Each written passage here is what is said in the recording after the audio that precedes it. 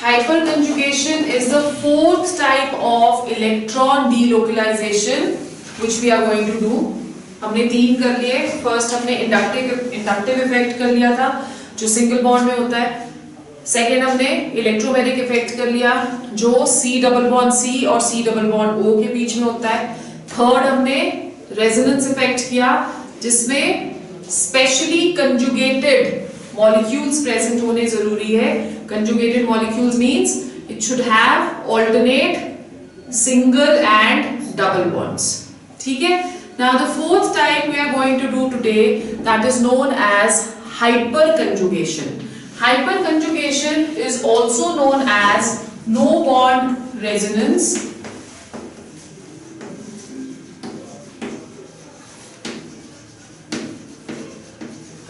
इसके लिए भी एक alternate single और double bond होना जरूरी है. And this is also known as Baker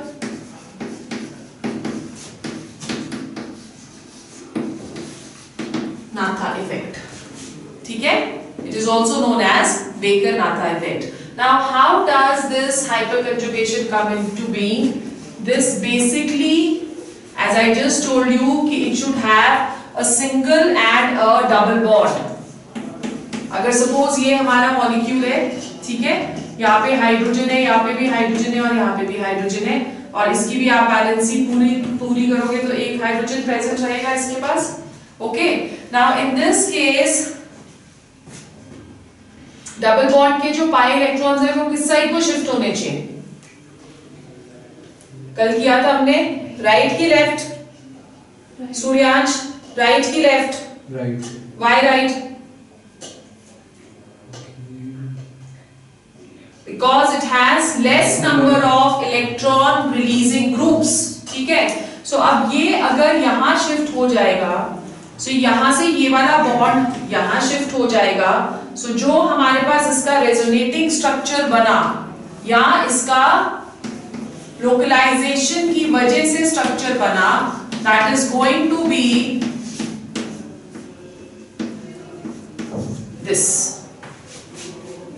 right? अब ये जो हाइड्रोजन यहाँ पे है, it will stay closer to carbon, but it has no bond with carbon. Therefore हम इसको क्या बुला रहे हैं? It is known as no bond resonance. तो लिखो क्या होता है hyperconjugation?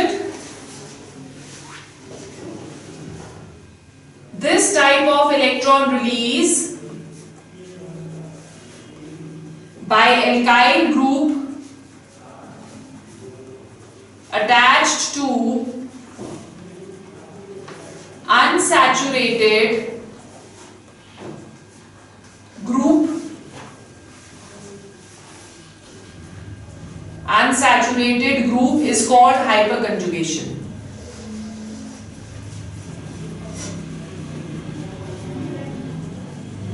ठीक है. So because it is just similar to resonance but there is no bond between the hydrogen and the carbon, तो इसलिए हम इसको no bond resonance बुलाते हैं. अब hyperconjugations का इफेक्ट और कंडीशंस इसके लिए क्या-क्या जरूरी है? The first conditions necessary is, you can write down, there should be at least one hydrogen atom. There should be at least one hydrogen atom at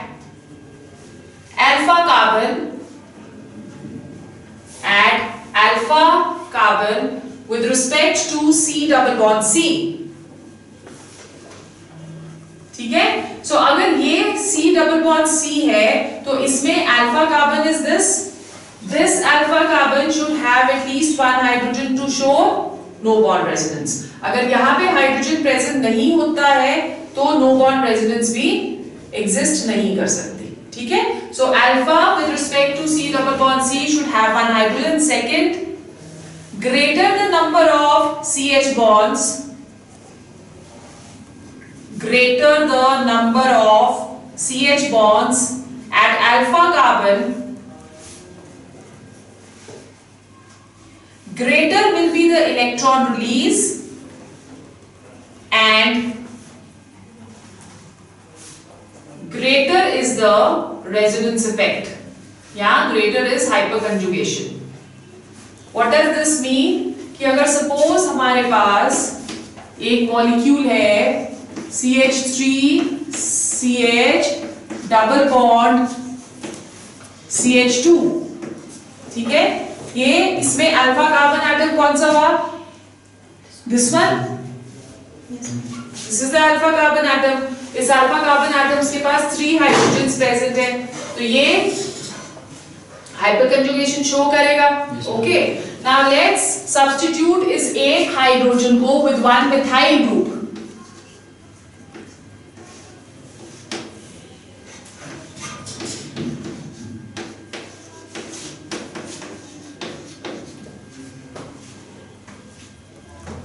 ठीक है, अब कितने हाइड्रोजन टोटल हो गए अल्फा कार्बन एटम के साथ? 2। But उसका जो साथ वाला मिथाइल ग्रुप है उसके पास भी 3 हाइड्रोजन प्रेजेंट है, तो this will also participate in delocalization. So hyperconjugation it is going to be more on this. ठीक है, अब एक और हाइड्रोजन अगर हम सब्स्टिट्यूट कर दें,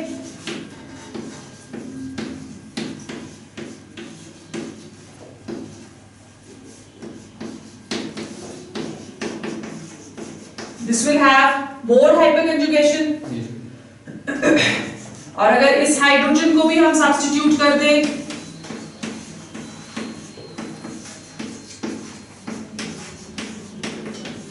this will have the maximum hyperconjugation। तो जैसे जैसे हाइड्रोजन्स इंक्रीज करते रहेंगे वैसे वैसे हाइपरकंजुगेशन भी इंक्रीज करता रहेगा। अब यहाँ पे एक एनोमलस बिहेवियर मुझे नजर आ रहा है, आपको नजर आया वो जो हमने लास्ट वाला करा है? ये हाइपर कंजुगेशन शो करेगा अकॉर्डिंग टू द कंडीशंस जो हमने करा है। अल्फा हाइड्रोजन एटम तो है ही नहीं इसके पास, so this is not going to show hyperconjugation. So please keep your ears and eyes open ना। जो ट्राइमिथाइल होएगा that is going to be no hyperconjugation in this. ठीक है, क्लियर हो गया? ठीक ट्रेड ड्रॉ करा है हमने। The condition stated that there should be hydrogen atom. हाँ, is a necessity. absolutely. So then, if you are reducing the number of hydrogen atoms, then why Yes. is it increasing? Absolutely. तो हमारा जो trend है, it has to be this. जितने ज्यादा alpha hydrogen atoms होंगे उतना ही ज्यादा hyper conjugation होगा। तो जब हम ऊपर से नीचे की तरफ को आ रहे हैं, यहाँ पे alpha carbon atom is this, यहाँ पे alpha carbon atom is this, यहाँ पे alpha carbon atom is this. ठीक है, so number of hydrogens they are decreasing alpha carbon atoms में, क्योंकि नंबर ऑफ हाइड्रोजन्स डिक्रीज हो रहे हैं इसलिए हाइपर कंजुगेशन भी डिक्रीज हो रही है।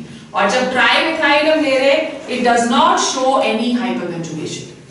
ठीक है, नेक्स्ट पॉइंट लिखो, the electron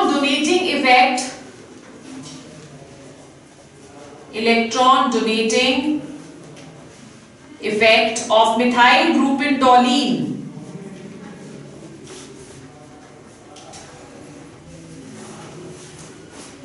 is explained on the basis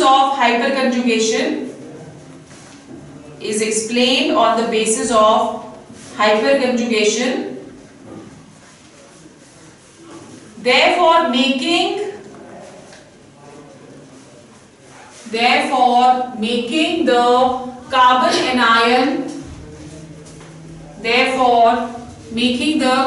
anion most stable, या phenyl carbon anion, therefore making the phenyl carbon anion most stable due to hyperconjugation।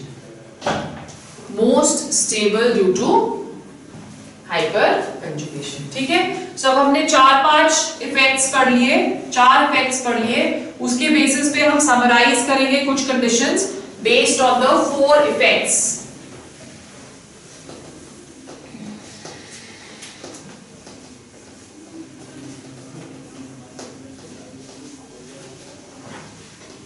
Okay, so based on the various effects, first point you can write down, X is more electronegative atom,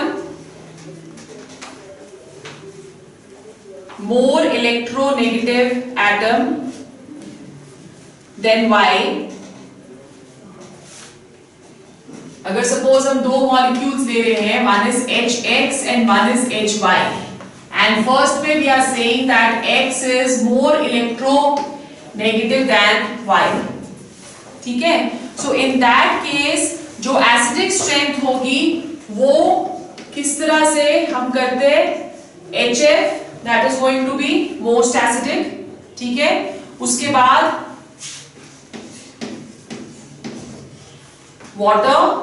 water के बाद NH3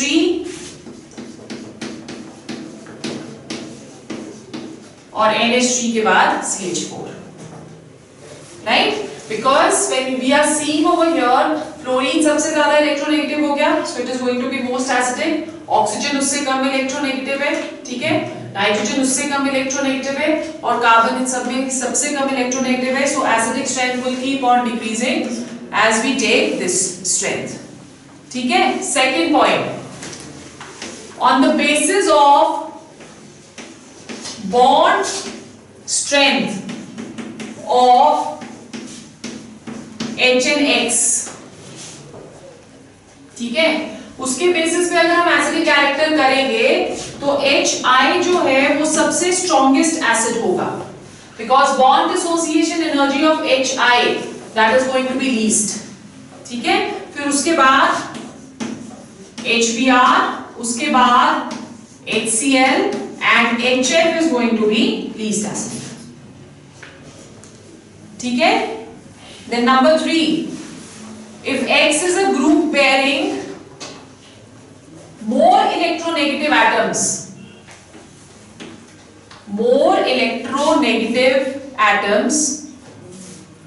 closer to the site of negative charge,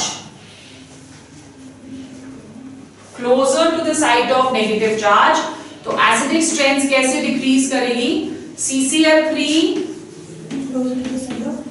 negative charge, CCl3 COOH is going to be most acidic. फिर उसके बाद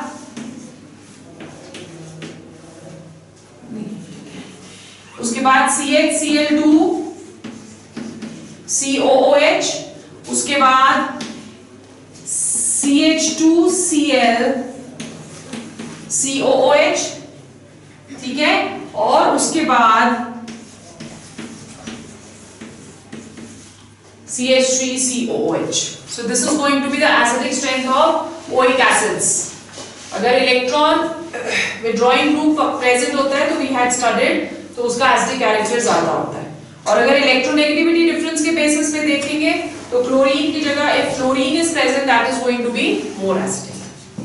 ठीक है? मतलब कि अगर हमारे पास फोर्थ पॉइंट हम लिख सकते हैं, अगर मैं आपको ये दो कंपाउंड्स दिए CF3COOH and CCl3COOH, then CF3COOH that is going to be more acidic as compared to CCl3COOH. Is it clear? So these are certain points which you need to remember. Then next we go on to the types of fission. Because हमने जब शुरू करा था ये वाला chapter तो हमने ये बोला था कि जब भी कोई रिएक्शन होती है तो उसमें क्या होगा? Bond breaking is going to take place. But before that हम रिएजेंट्स करते हैं, जो रिएजेंट्स हम यूज कर रहे हैं during the reaction, then we will go on to fission. So our next topic is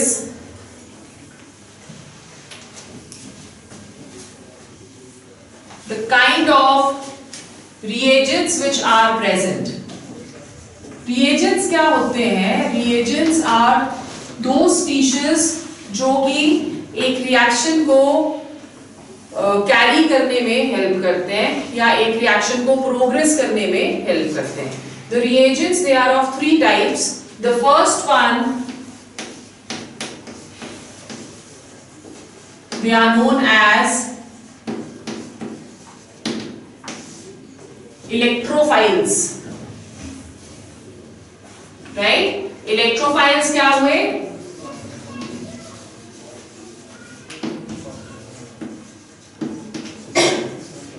electron loving. Electron loving means they have deficiency of electrons.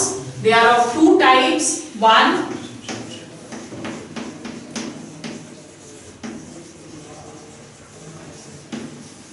positively charged electrophiles. Positively charged electrophiles may be NO2 positive, NH4 positive, H positive, Cl positive, etc. ठीक है? And second is neutral electrophiles.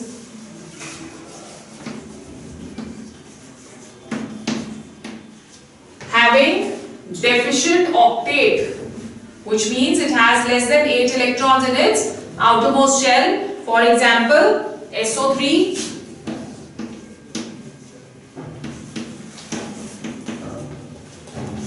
BF3, and even for that matter,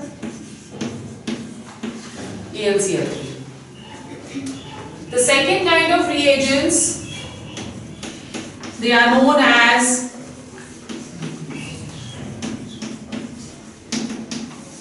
nucleophiles.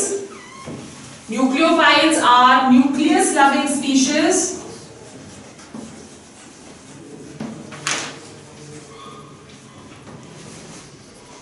ठीक है? So nucleus loving है तो मतलब इनके पास electrons कम है, right?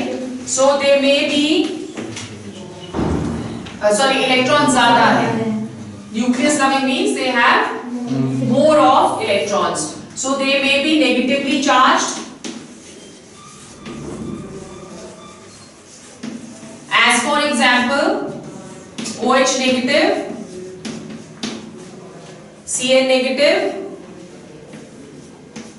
सारे के सारे halogens X negative, NO3 negative and so on. ठीक है? Or they may be neutral, having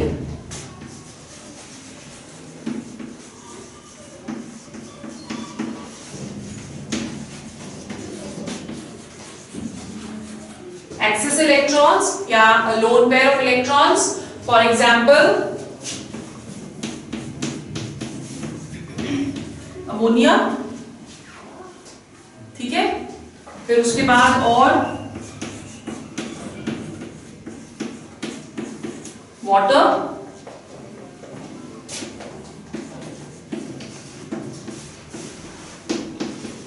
ethers. So जिसके पास भी lone pair of electrons होंगे, they are going to be nucleophiles. फिर एक और तरह के होते हैं which are known as ampiphiles.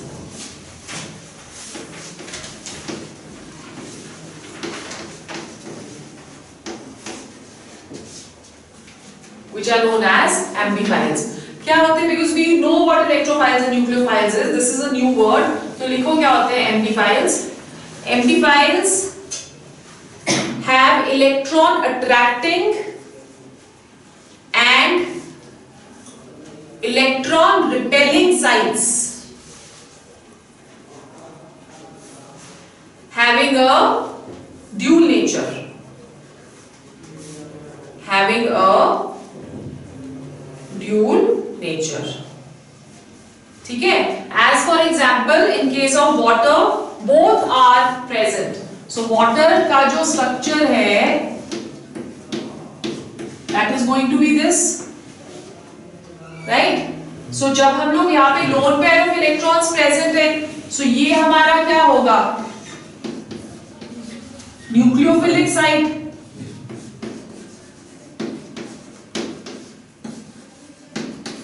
And hydrogen is deficient of electrons, so this is going to be the electrophilic site.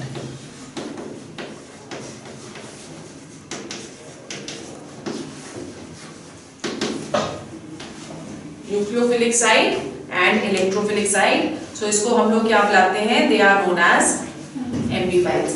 Now when we looking at electrophiles and nucleophiles, so electrophiles जो है उनको हम लोग Lewis acids या Lewis bases क्या बुलाएंगे? They have the tendency to attract electrons, na? So therefore they are going to behave as Lewis acids. Electrophiles, they behave as Lewis acids.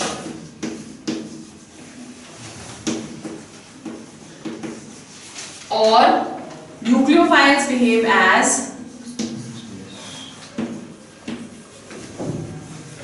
Lewis bases. ठीक है? क्लियर हो गया? Okay. फिर next हमारा जो topic है that is fission in molecules.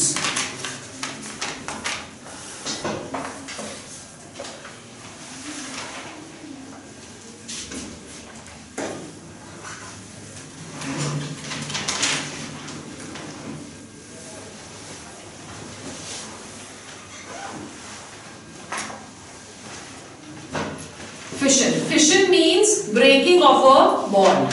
So जब भी fission होती है किसी भी एक बॉन्ड में, उसे हम एक और नाम देते हैं. It is also known as bond cleavage, meaning breaking up of a bond or bond fission. Bond fission is of two types. The first one that is known as homolytic fission. ठीक है?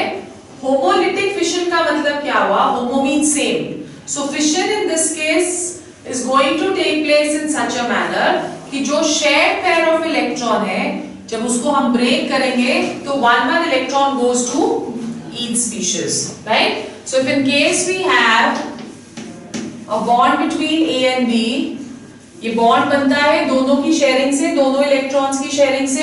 सो जब इसकी fission होगी, one electron stays with A and the other electron goes to B. ये जो यहाँ पे ये बन रहे हैं, this is another kind of reagent which are known as free radicals. ठीक है? So A and B having a single electron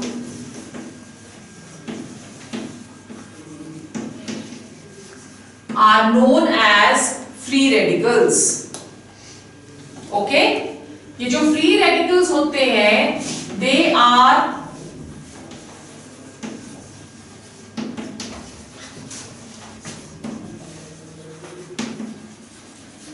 electrically neutral because they don't have any charge. ठीक है? Number 2, they are extremely reactive.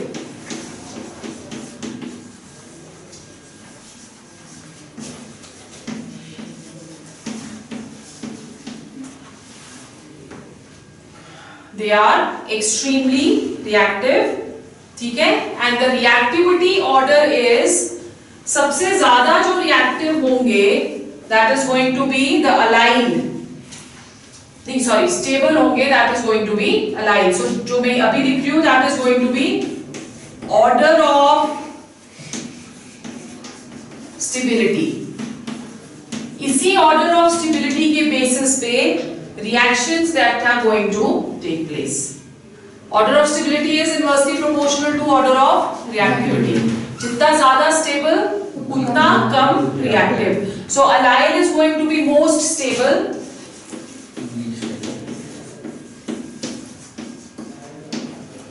This is the allyl free radical. ठीक है? ये सबसे ज़्यादा stable होता है. और इसी के साथ साथ phenyl free radical is also very stable. So phenyl free radical क्या हो गया?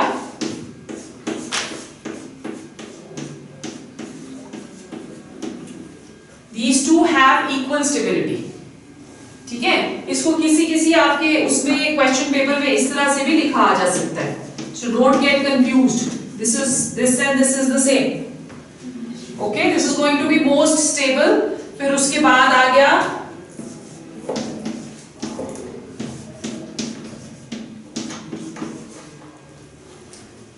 डिग्री. ठीक है? उसके बाद 2 डिग्री.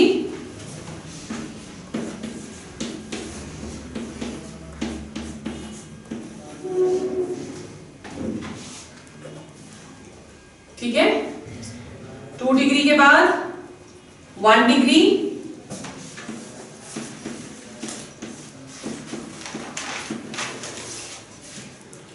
और उसके बाद methyl free radical. The stabilities of free radical is explained on the basis of hyperconjugation, right? कैसे? अब यहाँ पे ये फ्री रेडिकल है, यहाँ पे एक फ्री इलेक्ट्रॉन प्रेजेंट है, ये R का मतलब this should be an alkyl group. So अगर हम टर्शरी फ्री रेडिकल ले रहे हैं तो टर्शरी फ्री रेडिकल को हम इस तरह से भी रिप्रेजेंट कर सकते हैं। ओके, अब इसमें 3 अल्फा कार्बन एटम्स प्रेजेंट है हमारे पास। 3 अल्फा कार्बन एटम्स मतलब 1 2 3 with respect to this free radical. So अगर 3 अल्फा कार्बन एटम्स है तो अल्फा हाइड्रोजन्स कितने प्रेजेंट हुए? 9। और हमने पढ़ा जितने ज्यादा अल्फा हाइड्रोजन एटम्स उतनी ज्यादा हाइपर कंजुगेशन, और जितनी ज्यादा हाइपर कंजुगेशन उतनी ज्यादा स्टेबिलिटी। ठीक है, जब आप नेक्स्ट पे जाते हो 2 डिग्री में तो 6 रह जाएंगे अल्फा हाइड्रोजन्स, जब 1 डिग्री में जाएंगे तो 3 रह जाएंगे, और जब हम CH3 में जाते हैं तो there is not even a single alpha hydrogen present. और अलाइल और फिनाइल की स्टेबिलिटी हम किसके बेसिस पे एक्सप्लेन करते हैं? रेजोनेंस। अलाइल की तो हम हाइपर कंजुगेशन के बेसिस पे भी कर सकते हैं एक्सप्लेन, फिनाइल की हम एक्सप्लेन करेंगे on the basis of resonance. ठीक है ना, क्योंकि देखो ना ये वाला जो रेडिकल है ये इधर आ जाएगा, ठीक है ना, ये इधर चला गया। सो ये जब हमारे पास अवेलेबल ही नहीं है फॉर रिएक्टिविटी तो रिएक्टिविटी ऑटोमेटिकली कम हो जाएगी, और रिएक्टिविटी अगर कम हुई तो stability that is going to be maximum. ठीक है, क्लियर हो गया? Okay, then next we go on to the second type of fission which is known as heterolytic fission. Stability order आपको याद रखने हैं, क्योंकि जब हम रिएक्शंस शुरू करेंगे तो यही सब कुछ हम वापस रिपीट करने वाले हैं। So stability orders are very very important. Second,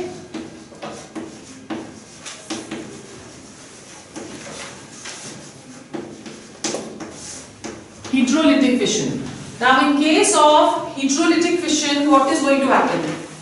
एक इलेक्ट्रॉन एक के पास ही रह गया, और दूसरा जो इलेक्ट्रॉन है वो मतलब दोनों इलेक्ट्रॉन्स जो है वो एक के पास चले जाएंगे और एक के पास कोई भी इलेक्ट्रॉन्स नहीं रहेंगे। ठीक है, जैसे फॉर एग्जांपल अगर हमारे पास ए बी आ जाता है तो दोनों इलेक्ट्रॉन्स बी के पास चले गए, as a result of which A के पास पॉजिटिव चार्ज आ जाएगा। ठीक है, और प्लस बी नेगेटिव, क्योंकि इसके पास दोनों इलेक्ट्रॉन्स चले गए तो B will get a negative charge. So जिसके ऊपर पॉजिटिव चार्ज आया है that is going to be known as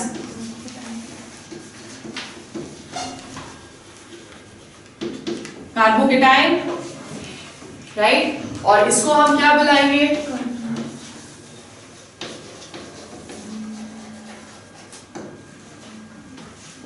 carbocation, right? सो जैसे हमने 1 डिग्री 2 डिग्री और 3 डिग्री फ्री रेडिकल्स करे हैं, वैसे ही हमारे पास कार्बन एनायन और कार्बोकेटाइन भी दोनों तरह के होंगे। ठीक है, so what is going to be the order of stability of carbocation first? The stability of carbocation is explained on the basis of plus I effect. ठीक है, so if we are taking the order of stability तो it is but obvious जो allyl और benzyl होंगे वो सबसे ज्यादा stable होने चाहिए, है ना? बट यहाँ पे जैसे यहाँ पे हमने अलाइल और बेंजाइल सबसे ज्यादा स्टेबल करे, पर जब हम ऑर्डर ऑफ स्टेबिलिटी कार्बोकेटाइन की करते हैं तो बेंजाइलिक तो है सबसे ज्यादा स्टेबल, और स्टेबिलिटी बेंजाइलिक की approximately is equal to 3 degree. 3 degree carbocation जो बनेगा उसकी और बेंजाइलिक की स्टेबिलिटी सेम है। यहाँ पे हमने अलाइलिक और बेंजाइलिक की सेम करी थी।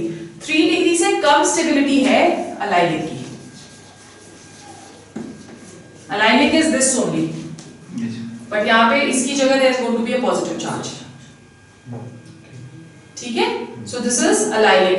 फिर अलाइलिक के बाद नेक्स्ट आएगा, we say that allylic is almost similar to 2 degree फिर 1 डिग्री और फिर methyl carbocation. And the order of stability, as I told you, is explained on the basis of positive inductive effect. Let's see how. We are taking a 3 degree carbocation with a positive charge. अब जो CH3 है उसका plus का effect है ना.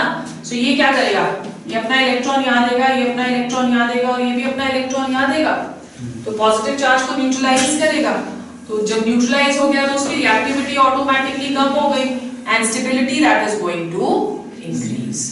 और in case of allyl and benzyl we explain the stability on the basis of resonance. ठीक है. फिर next carbon anion. Carbon anion is going to be negatively charged. और carbon anion की जो order of stability होगी that is going to be opposite to that of carbocation. Opposite to that of carbocation. So उसमें सबसे ज्यादा stable जो होगा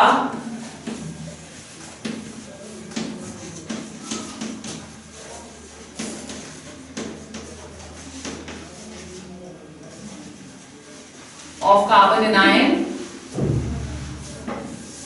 the most stable is going to be methyl carbon anion. ठीक है. फिर उसके बाद 1 degree, 2 degree and 3 degree.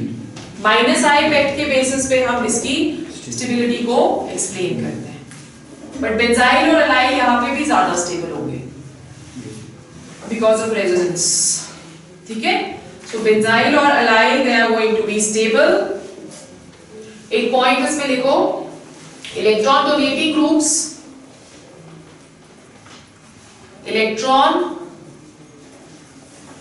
attracting, not donating. Electron attracting groups increases the stability. Electron attracting groups increases the stability. So electron attracting groups कौन से हुए? जैसे for example cyano group या C double bond O carbonyl group, जहाँ पे भी present होगा वो कार्बन एनायन की स्टेबिलिटी को इंक्रीज करता है due to delocalization of the pi electrons. ठीक है. Then number 2, electron donating groups is going to decrease the stability of electron donating groups is going to decrease the stability of carbon anion. ठीक है. And this can be explained by taking the example of tertiary.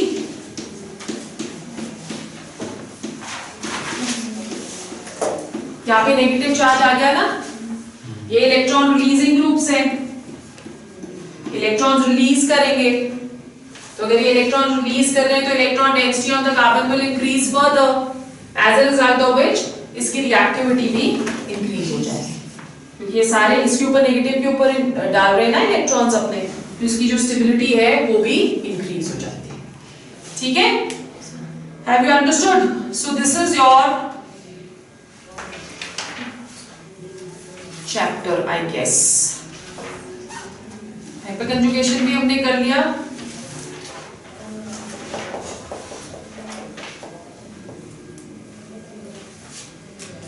एक last topic इसमें रह गया है, that is types of reactions. Let's finish off with that also and we will finish C05 today. Types of reactions.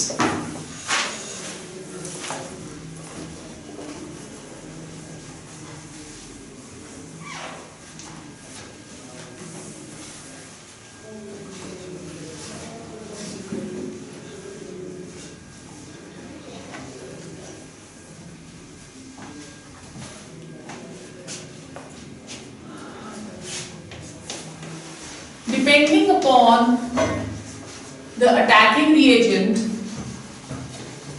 and the reaction mechanism, हम लोग categorise करते हैं reactions को मेजरली इनटू 4. ठीक है?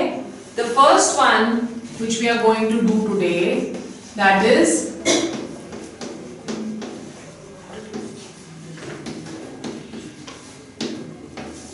addition reactions. Right? अब addition reactions क्या हुई? जहां पे हम कुछ ना कुछ ऐड करेंगे, और एडिंग तभी हो सकती है if there is a pi bond present. मतलब addition reactions will only take place in multiple bonded systems जो कि एडिशन करके कन्वर्ट हो जाते हैं into single bonded systems. ठीक है? The addition reactions, example if you want to take is hydrogenation of ethylene in presence of nickel as a catalyst to give us CH3. Depending upon the attacking reagent, जैसे हमने 3 attacking reagents करे हैं, एक electrophile करा, एक nucleophile करा और free radical करा. ठीक है? Depending upon the 3 different reagents, the addition reactions are further classified into 3. The first one that is known as electrophilic addition reactions. As the name is suggesting, electrophilic में electrophile is going to attack. और जब electrophilic addition reactions होती हैं तो formation of carbocation is going to take place, और कौन सा major हमारा आप बोल सकते हो कि प्रोडक्ट होगा वो डिपेंड करेगा on the stability of the carbocation. This is very very important जब आप कॉम्पिटिशंस के क्वेश्चंस करोगे तो. ठीक है? जब भी आप देखते हो कि इलेक्ट्रोफिलिक कोई एडिशन रिएक्शन हो रही है तो इलेक्ट्रोफिलिक एडिशन रिएक्शंस में आपने देखना है कि जो कार्बोकेटाइन इंटरमीडिएट बन रहा है कार्बोकेटाइन, उसमें से सबसे स्टेबल कार्बोकेटाइन कौन सा है, उसी के बेसिस पे आप प्रोडक्ट को टेक करोगे. ठीक है? So let's take an example. We are taking a simple reaction, addition of HX, right? अब इलेक्ट्रोफिलिक एडिशन रिएक्शंस में hydrogen is going to attack, और H पॉजिटिव क्या होता है? इलेक्ट्रोफाइल. सो अगर हम इस रिएक्शन को देखें तो हाइड्रोजन, सपोज ये पाई इलेक्ट्रॉन यहां पे जा रहा है तो हाइड्रोजन कहां जाएगा? प्लस ई इफेक्ट होगा ना इसमें. ठीक है? सो हमारे पास ये क्या आ गया फिर?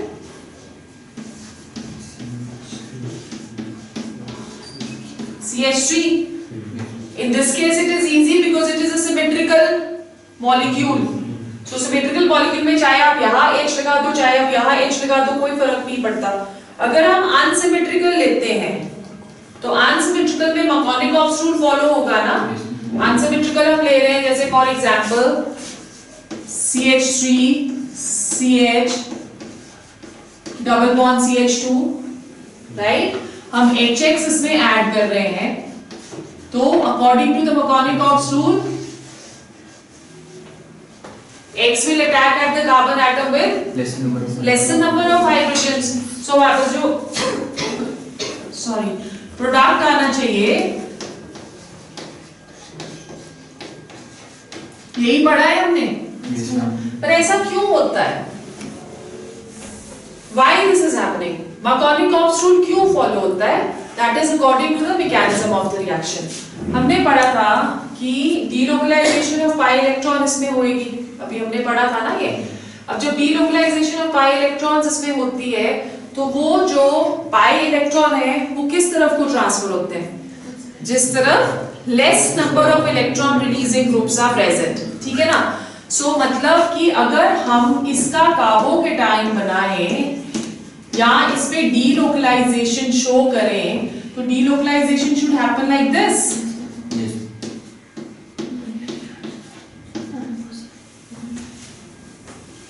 Okay, a positive charge is here at the center तो जब हम लोग इसमें इलेक्ट्रोफिलिक एडिशन करेंगे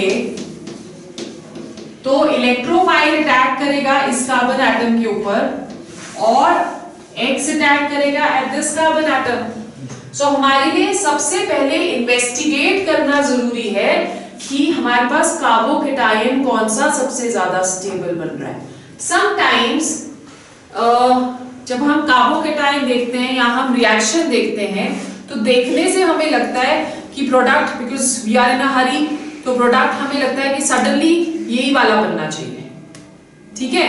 बट अगर वहां पे सेकेंडरी या टर्शरी कार्बोकेटायन प्रेजेंट है तो आपको पता है कि टर्शरी कार्बोकेटायन सबसे ज्यादा स्टेबल होता है। तो you have to identify in the products कि कोई टर्शरी कार्बन एटम तो प्रेजेंट नहीं है adjacent to the double bond, then on the basis of that you have to visualize your product, ठीक है। सो इसमें एक और कैटेगरी रहती है जिसको हम लोग हाइड्रोजन शिफ्ट बुलाते हैं, ठीक है। That also we will do but that will come letter.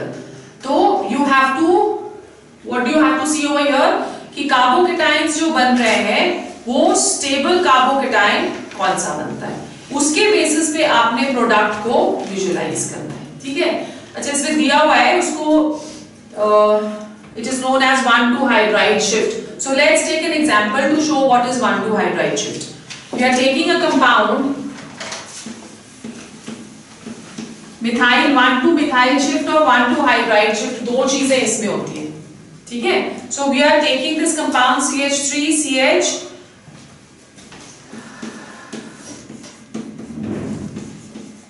what is going to be the IUPAC name of this?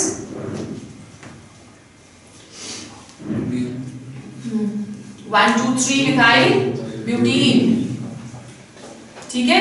अब हमने HBr रिएक्ट करना है इसके साथ। सो हमारा फर्स्ट इंस्टेंट क्या रहेगा कि मकॉनिक-ऑफ्स रूल के बेसिस पे हम ब्रोमीन को अटैक कर देंगे to the carbon atom which has lesser number of hydrogens ना, ठीक है ना। सो हमारा फर्स्ट इंस्टेंट रहता है कि product is going to be this.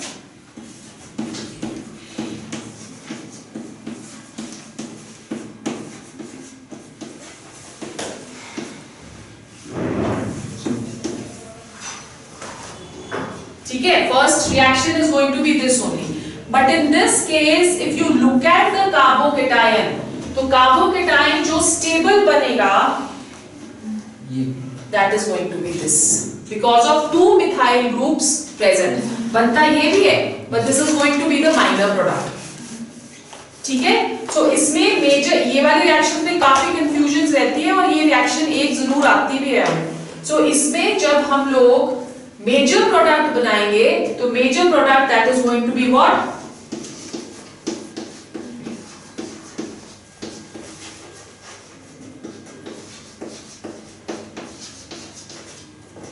This is known as 1,2 hydride shift, ठीक है। बिकॉज यहां से hydrogen that is going to shift over here and bromine is going to shift over. So you have to first identify कि आपका कौन सा carbocation जो है वो सबसे ज्यादा स्टेबल बनता है। और हमें पता है कि 3 डिग्री सबसे स्टेबल, फिर उसके बाद 2 डिग्री और फिर उसके बाद 1 डिग्री। जब तुम असाइनमेंट करोगे तो उसमें ऐसी खूब सारी रिएक्शंस प्रेजेंट है। So this hydride shift and the Karash effect are one and the same thing that we do in the presence of peroxide. We did not. That is anti-Markovnikov rule. No, That be different. that is different. This can be associated with your M rule, Markovnikov rule. But Markovnikov rule में मैं बता तो रही हूँ कि Markovnikov rule के accordingly हम सिर्फ डबल बॉन्ड को ही कंसिडर करते हैं कि डबल बॉन्ड के आसपास जिसके पास लेस नंबर ऑफ हाइड्रोजन्स है वहां पे जाके आपका नेगेटिवली चार्ज पार्ट अटैक करना चाहिए, okay. But over here what are we saying, bromine का यहाँ पे अटैक से ज्यादा स्टेबल कंपाउंड बनेगा अगर वो यहाँ पे अटैक करे, तो यहाँ पे Markovnikov रूल जो है हमारा वो ओवर रूल हो जाता है, ठीक है। So we have to take 2 things, one is the Markovnikov rule and second is your carbocation when you're doing such kind of reactions. Clear हो गया यहाँ तक? So preference we mainly give to the carbocation, 1,2 hydride shift बुलाते हैं हम इसको, ठीक है।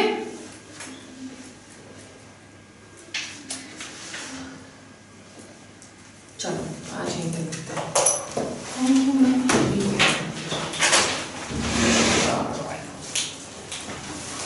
मैं तो कुछ समझ में आ रहा है। हमारी क्लास फर्स्ट से अलग